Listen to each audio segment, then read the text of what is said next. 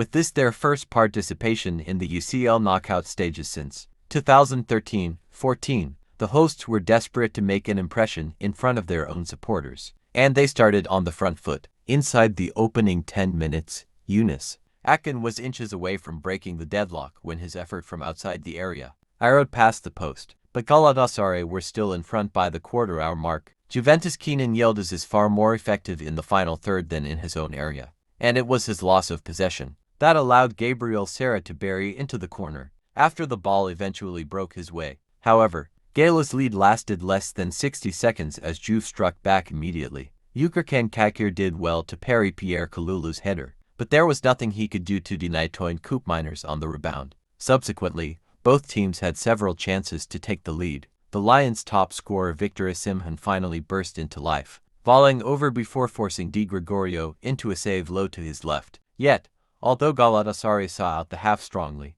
with Di Gregorio denying Akin and Roland Salai firing over at the back post from a corner, the Turkish outfit were behind at the break. Koopmeiners was again the thorn in the home team's side, playing a lovely 1-2 with false 9. Weston McKennie before finishing with aplomb into the top corner. The second period started much like the first, with Galatasaray taking the game to their opponents. However, instead of scoring just once in the opening 15 minutes, they did so twice to restore their advantage. The equalizer was similar to Koopmeiners' first effort, as Di Gregorio could only push Barış Yılmaz's drive into Noah Lang's path for a simple tap-in. Then, while Davinson Sanchez did not meet Serra's free kick as well as he would have liked, he still got enough contact to shoulder the in-swinging set piece into the corner. To make matters worse for the Bianconeri, they were reduced to 10 men with over 20 minutes remaining, when Cabal received a second yellow card for his foul on Yilmaz. In an apparent effort to provide their opponents with plenty of gifts,